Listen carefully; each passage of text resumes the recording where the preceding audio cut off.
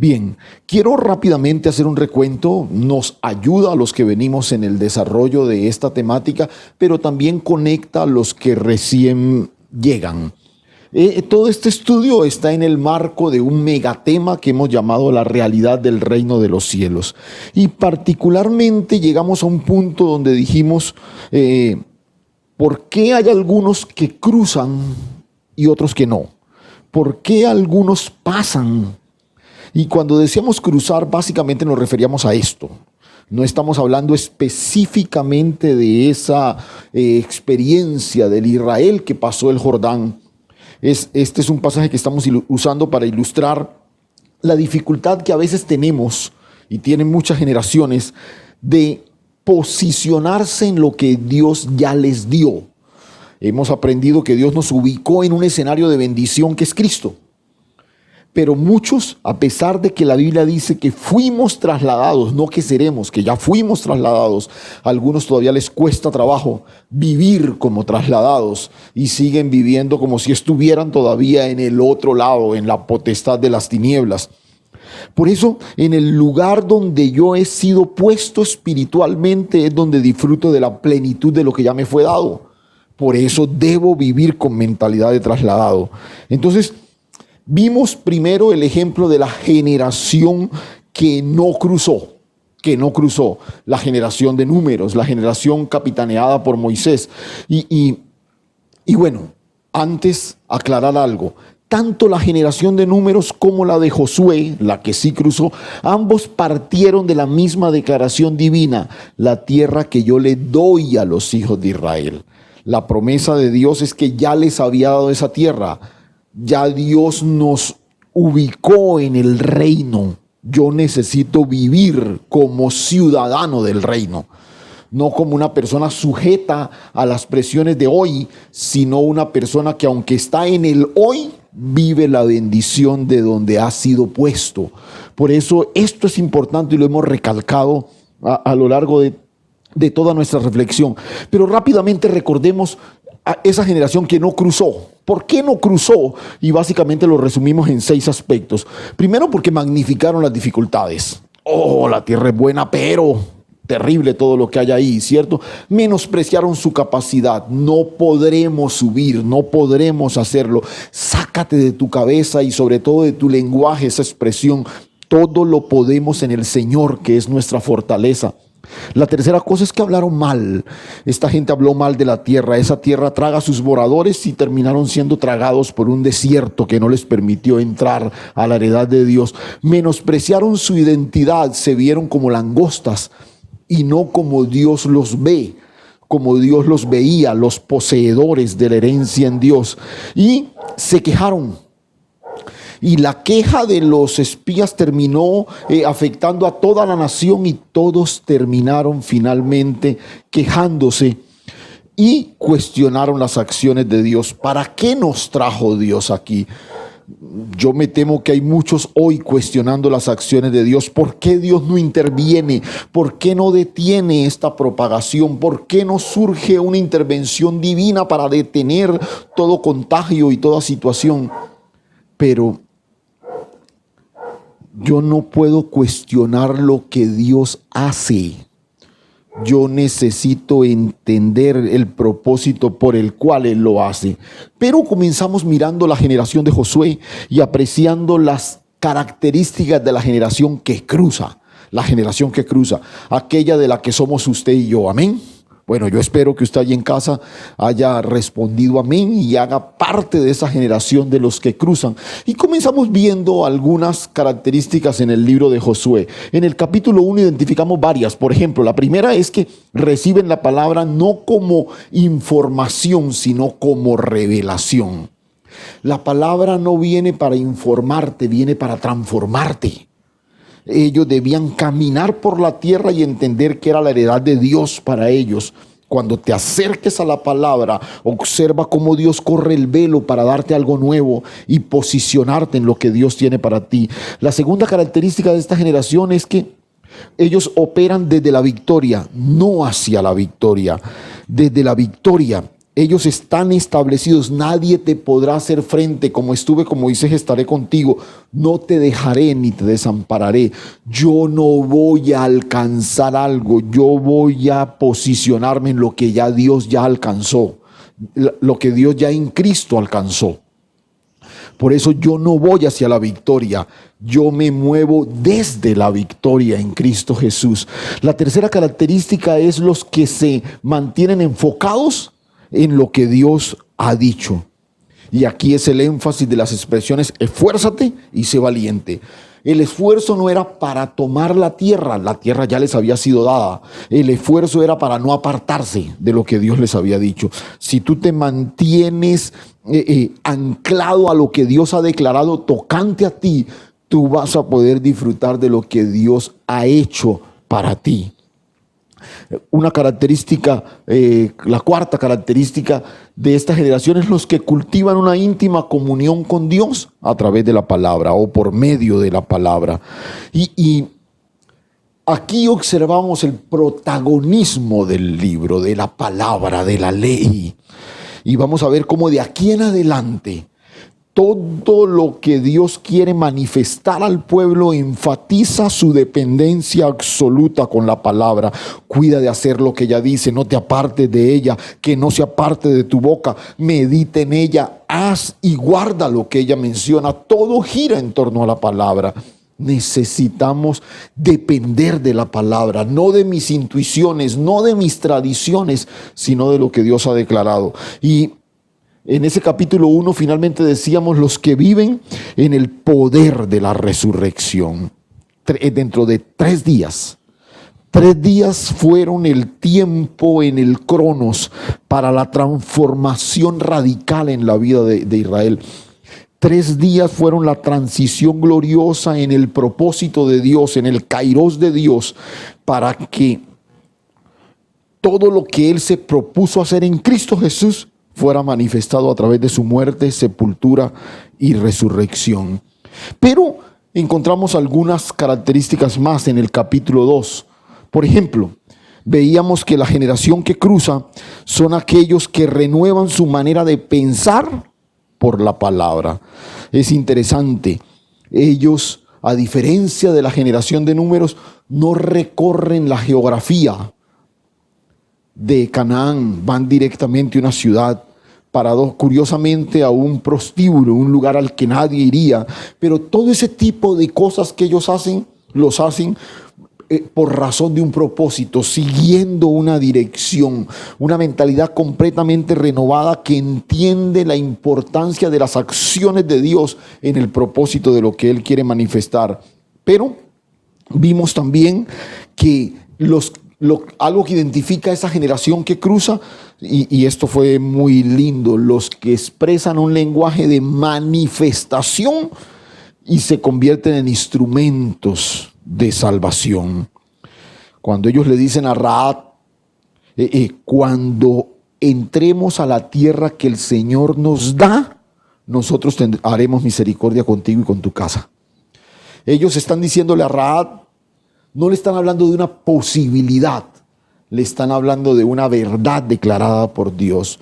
El lenguaje de la promesa es el que declara lo que Dios hará. El lenguaje de la manifestación es el que se afirma en lo que Dios ya hizo en Cristo Jesús. Y esta es la diferencia. Cuando tú puedes declarar desde tu interior lo que Dios ya hizo, tú te conviertes en un instrumento de salvación para los que están a tu alrededor. Esa familia, Rahab y toda su familia, no solamente fueron libradas de la destrucción de Jericó, sino que fueron insertadas en el propósito de Dios con Israel, puestas incluso en el linaje mesiánico. ¡Wow! Tanta manifestación de gracia en ese acto salvífico. Pero hoy quiero que exploremos una característica más. Y vámonos ahora sí al capítulo 3. Vamos ahora al capítulo 3 de Josué. Toma tu Biblia, toma tu libreta de notas, sigue sumando a las diferentes notas que has venido atesorando con relación a esta temática. Y en el capítulo 3 arranca diciendo: Josué se levantó de mañana, él y los hijos de Israel, y partieron de Sitín y vinieron hasta el Jordán, y reposaron allí antes de pasarlo. Y después de 3 días, los oficiales recorrieron el campamento. Nota, después de 3 días. Este pasaje comienza registrando que el plazo establecido por Josué ya se había cumplido. Los 3 días han pasado y el momento llegó. Lo único que les separaba de la heredad que Dios les había dado era un río. Un río. El mítico río Jordán. Pero por favor, no pierda de vista que esta es una experiencia completamente nueva para la mayoría de ellos. Y le voy a explicar básicamente por qué. Y hoy vamos a tratar de mirar algunos datos importantes para tratar de entender un poquito ese paso y las dificultades que probablemente esa generación experimentó. Escuche, esta generación creció en el desierto. Los sobrevivientes de Egipto debieron ser muy pocos y ya de edad bastante avanzada. Probablemente salieron de Egipto siendo niños o muy jóvenes. Esta generación que creció en Egipto, creció en esta región, la región de Gosén, la ramificación del Nilo a través de diferentes afluentes que desembocan en el mar Mediterráneo. Se conoce como la delta del Nilo, todas estas ramificaciones que finalmente desembocan en el mar Mediterráneo. Ahora, de esa generación, vuelvo y digo, había muy pocos, o algunos ya bastante viejos. El porcentaje mayoritario de personas que estaban acampando frente al Jordán, escúcheme esto, probablemente nunca en su vida habían visto un río. Nunca. Si a esto le sumamos que el escritor sagrado dice que en esta época el Jordán se desbordaba, sus orillas se desbordaban, ellos están frente a un río crecido, un grupo de personas que nunca antes ha visto un río, y sin duda alguna eso se constituye para ellos en una amenaza que se levanta frente al proyecto de pasar al otro lado.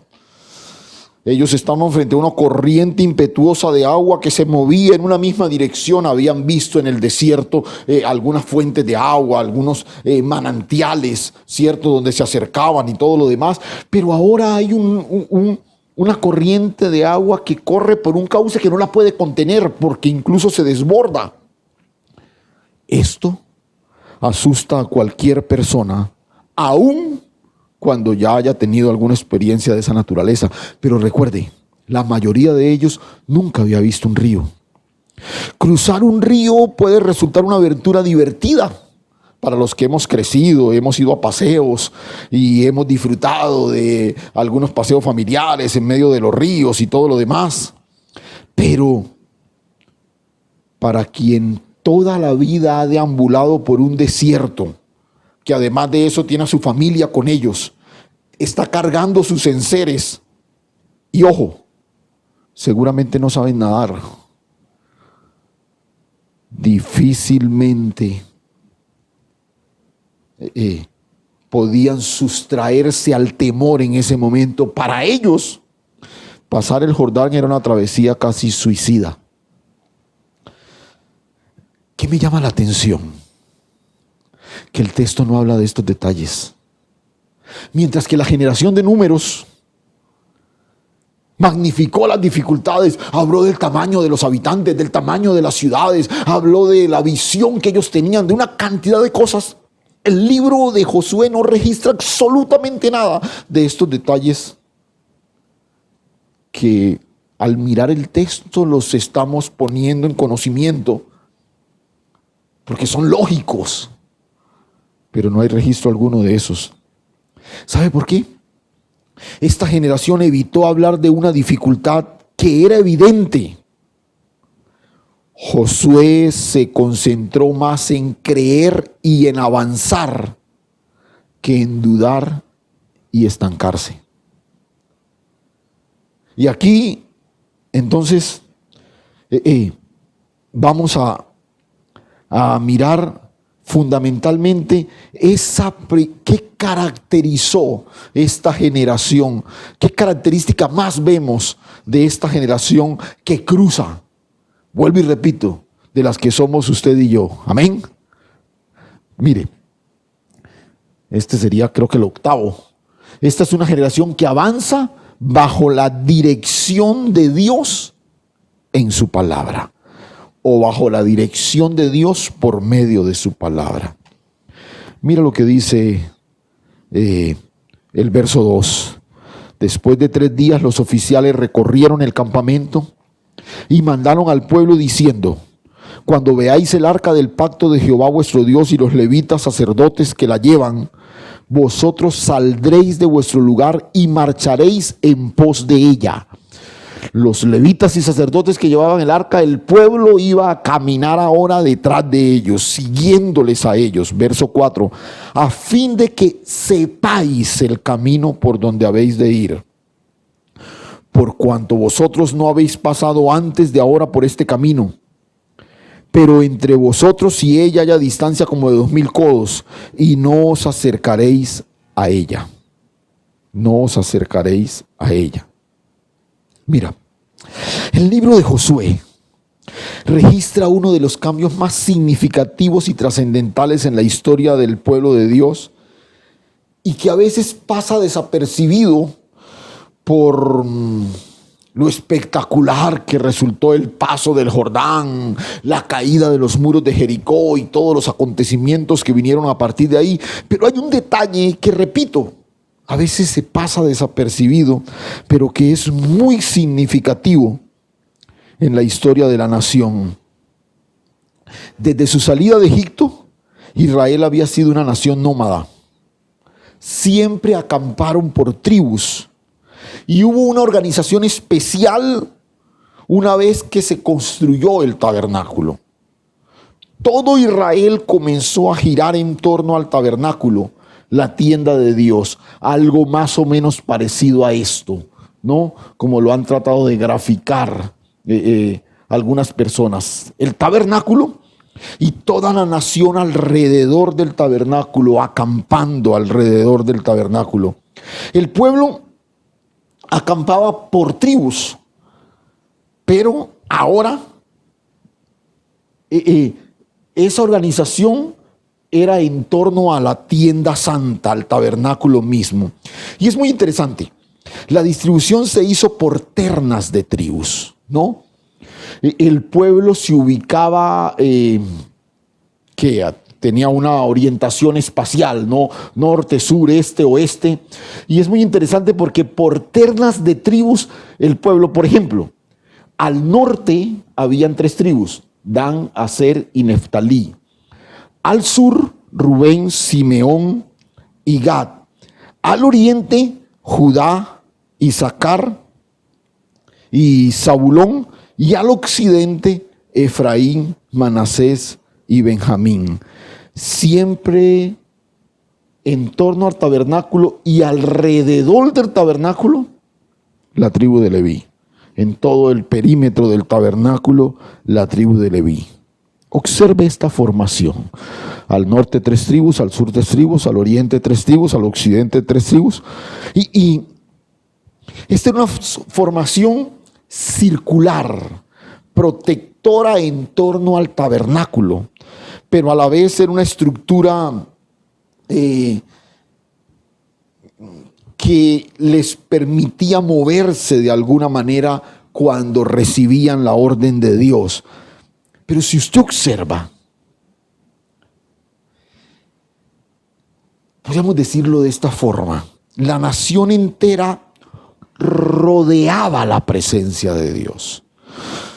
Es como si la nación tuviera la intención de proteger la presencia de Dios, de hacerse alrededor de ella para que nada le pasara. Si Israel llegaba a ser atacado, lo más seguro que la nación tenía era la presencia de Dios, que estaba rodeada por todas las tribus. Y esto mismo sucedía cuando el pueblo marchaba. Observe, todo el peregrinar del pueblo en el desierto tenía también una distribución más o menos parecida. Los levitas levantaban el tabernáculo y la primera terna de tribus en moverse eran las que estaban al oriente: Judá, Isaacar y Zabulón. Después le seguían las tribus que estaban al sur: Rubén, Simeón y Gad. Y en el centro estaba el tabernáculo rodeado por las tribus de Leví. Luego seguían las tribus del occidente: Efraín, Manasés y Benjamín. Y a la retaguardia siempre iban las tribus de Dan, Aser y Neftalí. Nota, cada vez que el pueblo marchaba, ¿quiénes iban a la cabeza?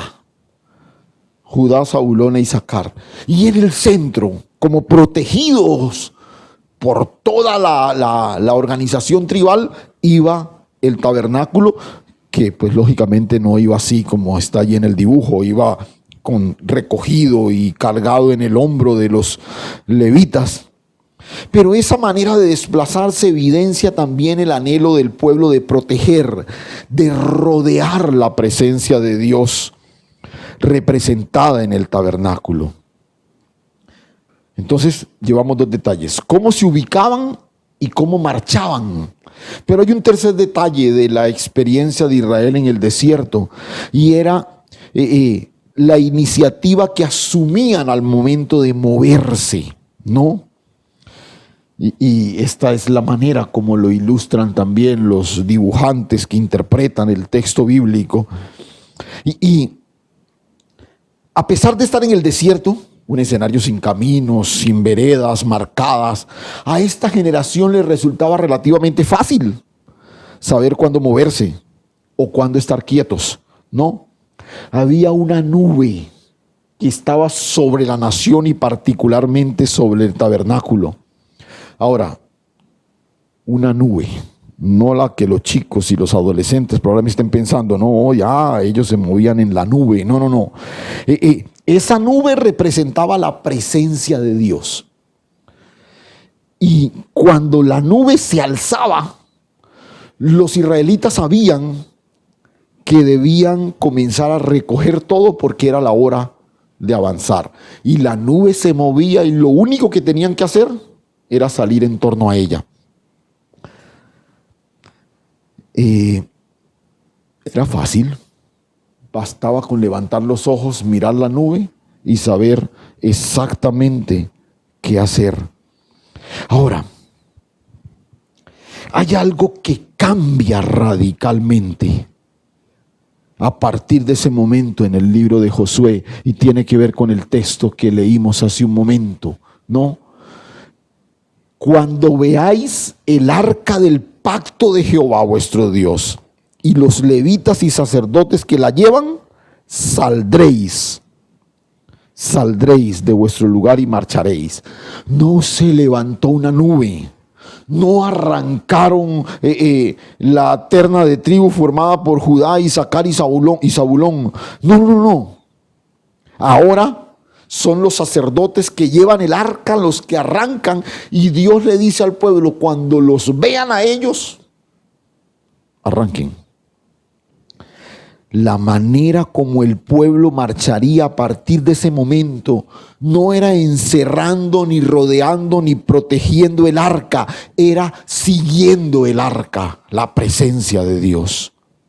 La presencia de Dios los guiaría, la presencia de Dios los protegería, la presencia de Dios los llevaría. Pero por favor, no pierda de vista el hilo del argumento. Los sacerdotes no cambiaron una tradición por capricho personal. Ellos fueron instruidos por los oficiales, como dice el texto. Pero los oficiales tampoco lo hicieron porque a ellos les pareció mejor de esa manera. Lo hicieron porque fueron dirigidos por Josué. Pero Josué, a su vez, no está echando por tierra lo que Moisés hizo. Ya eso es anticuado, ahora hagámoslo de esta forma. No. Josué está obedeciendo lo que Dios le dijo. A la generación del desierto le bastaba con levantar los ojos y ver la nube La generación de Josué son aquellos que oyen la voz de Dios y se mueven en respuesta a lo que su palabra dice. Gloria a Dios. Y este es nuestro desafío. Este es el verdadero reto para la generación que cruza. Una generación que se concentra en escuchar la voz de Dios. No se trata de cómo lo hemos hecho por años. No se trata de las tradiciones eclesiales o denominacionales. Se trata de escuchar la voz de Dios desde las entrañas mismas de su palabra. Por eso la recomendación de Dios a Josué es enfática y retumba en nuestros oídos hoy. Nunca se apartará de tu boca este libro de la ley, sino que de día y de noche meditarás en él para que guardes y hagas conforme a todo lo que en él está escrito. Porque entonces harás prosperar tu camino y todo te saldrá bien. Esta es una generación que no sigue tendencias místicas. Esta es una generación que no sigue pálpitos espiritualistas. Esta es una generación que identifica la voz de Dios en su palabra. Esta es la generación de los que cruzan, la que identifica la voz de Dios en su palabra. Aquellos que cultivan una comunión íntima con la presencia de Dios por medio de la palabra. La prosperidad y el bienestar de la iglesia no se mide en números, no se mide en cifras, ni en pesos, ni en dólares, ni en la dimensión de sus auditorios, ni en los decibeles de las grandes orquestas. La prosperidad y el bienestar de la iglesia se mide por su fidelidad a la palabra de Dios. Aleluya. Mencionamos hace un momento que la imagen de un río que se desborda y la necesidad de atravesarlo, para muchos era un desafío completamente nuevo. Muchos de esos que acamparon frente al Jordán jamás habían visto un río. Deducimos que no sabían nadar. Tú no puedes enseñar a tu hijo a nadar contándole cómo se nada. ¿Cómo harían para enfrentar ese desafío?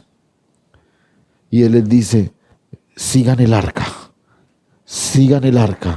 a fin de que sepáis el camino por donde habéis de ir, por cuanto vosotros no habéis pasado antes de ahora por este camino.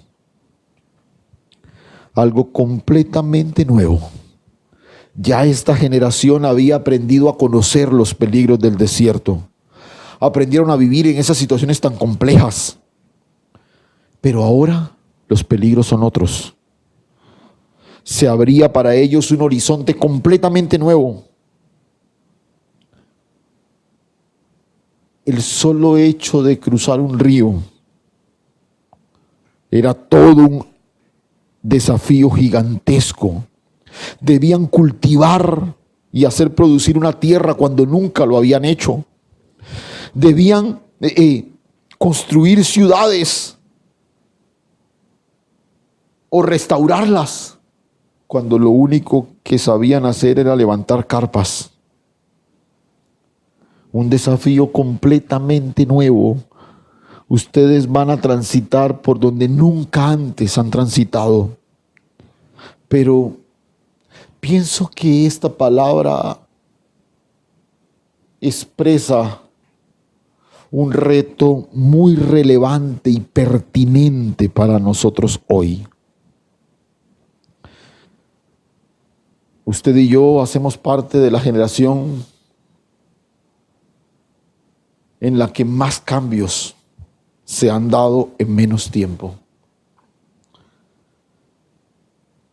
Hemos visto más desastres naturales en nuestra generación de los que el mundo entero ha visto en muchos años. Pero hoy estamos viviendo una situación que no habíamos vivido antes.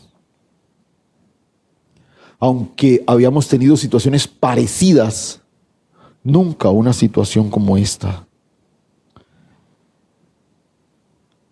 ¿Cuál es el reto? Hoy vemos a la gente ávida de información, de escuchar al uno, de escuchar al otro. Algunos están siendo guiados por las redes sociales, donde se hace todo tipo de análisis, de declaraciones.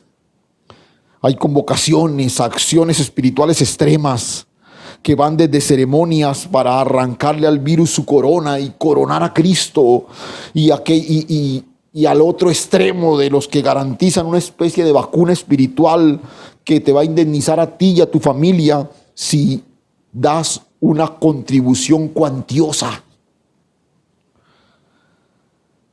Se hacen cadenas enviando cruces que dan vueltas o frases que se deben repetir como si fuesen un mantra sagrado. Porque hemos menospreciado la guía y la dirección de Dios por medio de su palabra. Esta es una situación por la que no habíamos caminado antes. Disfruta el privilegio de ser guiado por la palabra de Dios en este momento. Disfruta el sencillo privilegio de sentarte a la mesa en familia como un regalo del cielo y elevar a Dios una oración juntos. Pidan la dirección de Dios en momentos sencillos como estos. El poder interceder por aquellos que están atravesando necesidades. Reúnanse como familia y abran las escrituras para escuchar la dirección que viene del cielo a través de la palabra. Toma el tiempo para leer grandes porciones de la escritura, ya que el acercamiento a la palabra de muchos solamente se da a través de pequeñas píldoras diminutas por razón de conveniencia, lo que llamamos el devocional, el pan diario, que es simplemente leer una pequeña porción y salir corriendo a nuestras actividades diarias. Tenemos el tiempo ahora de tomar grandes porciones de la escritura y leerlas y meditar en ellas. Hoy más que nunca tenemos el desafío de ser la iglesia que se mueve bajo la orientación de la voz de Dios, que viene desde el interior de su palabra. A veces ni siquiera nuestras iniciativas de oración son guiadas por el consejo de Dios a través de su palabra. En estos días mencionamos que hay múltiples iniciativas a orar para que todo esto termine, para que todo esto se normalice. ¿De verdad queremos que se normalice? ¿Queremos que sea como antes? ¿Será eso lo que Dios quiere? ¿No será que las escrituras nos están invitando a orar para que la voluntad de Dios se cumpla y su propósito se manifieste? Desde la palabra podemos enfrentar con sabiduría las crisis y las situaciones que nunca hemos vivido antes. Porque lo que para ti y para mí es nuevo, ya fue hecho en Cristo, en el cumplimiento de su propósito.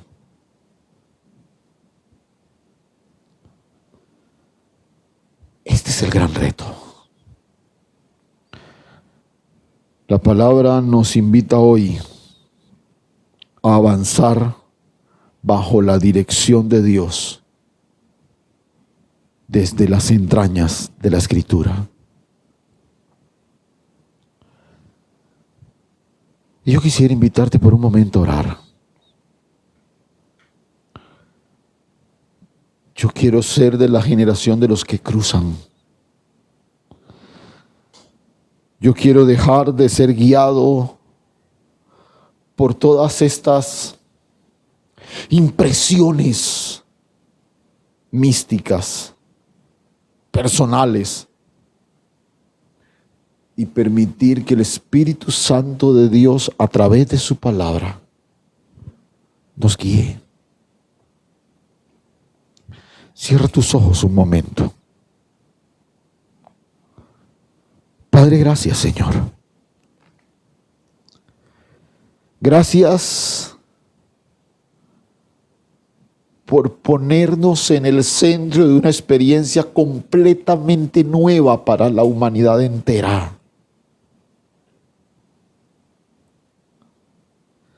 Permítenos ser la iglesia que se mueve bajo la dirección de tu palabra.